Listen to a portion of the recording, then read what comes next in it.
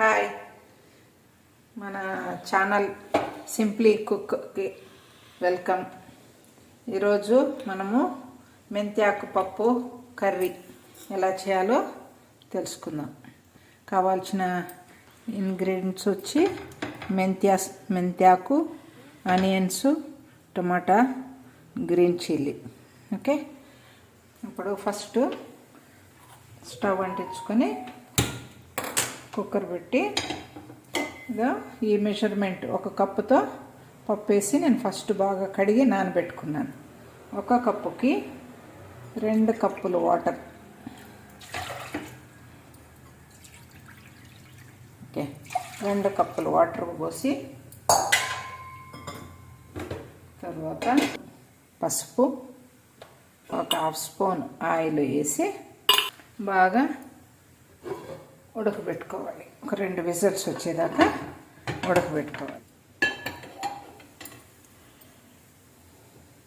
కొంచెం పాత్ర హీట్ అయిన తర్వాత ఒక 2 స్పూన్లు ఆయిల్ వేసుకొని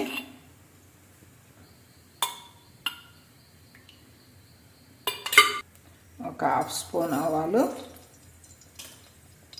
ఒక 1/2 స్పూను జీలకర్ర. ఇది కొంచెం బాగా కాగాలి. ఈ ఆవాలు కొంచెం పెద్ద ఆవాలు. ఓకే, బాగా ఆవాలు జీలకర్ర కాలిన తర్వాత ఇప్పుడు ఆనియన్స్ వేసుకోవాలి.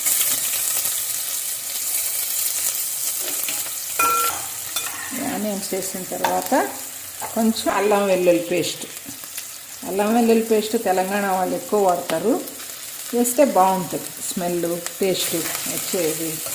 వర్షాకాలము కోల్డ్ కాఫ్ అన్నిటికీ హెల్త్ వైజ్ అల్లం వెల్లుల్లి పేస్ట్ బెస్ట్. అది కొంచెం కాగిన తర్వాత ఇప్పుడు టమాటాలు వేసుకోవాలి. Okay, tomato and green chilli also.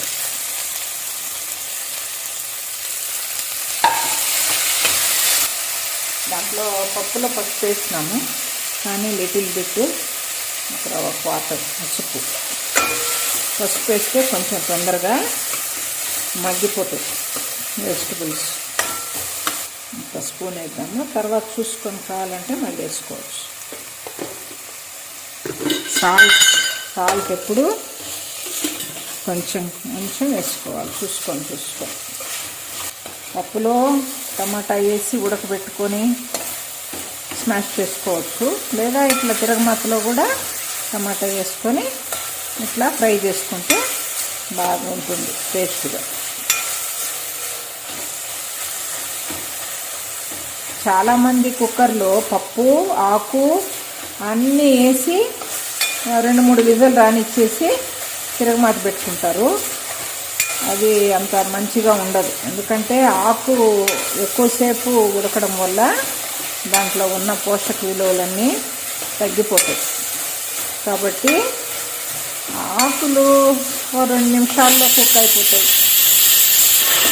అందుకని వీటిని ఇట్లా ఫ్రై చేసుకొని ఇప్పుడు ఈ మెంతి ఆకులు ఇవి శుభ్రంగా ఒలిచి కడిగి 2-3 సార్లు ఇసుక లేకుండా కడిగి సన్నగా కట్ చేసి పెట్టుకున్న మెంతి లీవ్స్.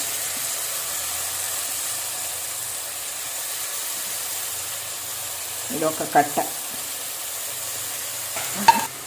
ఈ ఆకు, ఈ తిరగమాత ఇవన్నీ రెడీ అయ్యే లోపల ఆ సైడు పప్పు ఉడికిపోయింది. ఓకే, ఉడికిపోవచ్చింది. ఇప్పుడు ఒక నిమ్మకాయ అంత కూడా ఎక్కువ అవుతుంది. దాంట్లో హాఫ్ అంత చింతపండు తీసుకొని రసం తీసుకోవాలి. ఎందుకంటే టమాటాల్లో కూడా 2 టైప్స్ టమాటాలు ఉంటాయి, నాటి టమాటాలు, ఫారం టమాటా అయితే పులుపు ఎక్కువ వేయాలి. నాటి అయితే అవి ఆల్రెడీ పుల్లగా ఉంటాయి కాబట్టి ఒక డ్రాప్ అంతా పులుపు వేసుకుంటే సరిపోతుంది. మెత్తగా ఉడికిపోయింది. మెంతి ఆకు, టమాటా, గ్రీన్ చిల్లీస్ అన్నీ ఇప్పుడు బాగా మెత్తగా స్మాష్ అయిపోయింది. ఇప్పుడు కుక్కర్లో ఉడికిన పప్పు తీసుకొచ్చి దీంట్లో పోసేయడమే. ఎంతో హెల్దీ అయిన మెంతాకు పప్పు రెడీ.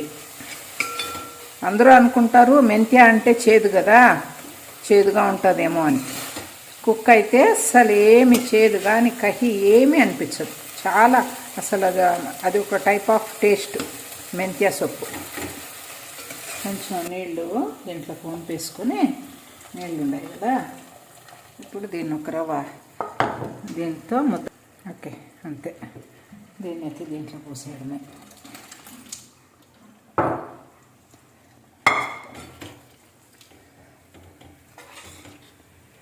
కలర్ఫుల్గా మెంత్య పప్పు రెడీ. చాలా టేస్టీగా ఉంటుంది మెంత్యాకు పప్పు. ఒక 2 నిమిషాలు సన్న మీడియం మంట ఫ్లేమ్ పైన ఉడకనిచ్చుకొని అన్నీ మిక్స్ అయ్యి చేసుకుంటే సరే.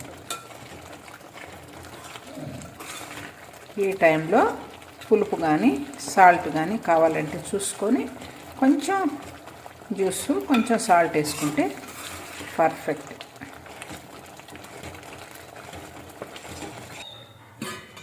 ఓకే, మెంత్యాకు పప్పు ఫైనల్గా రెడీ అయిపోయింది. అంతే అండి. Thank you for watching.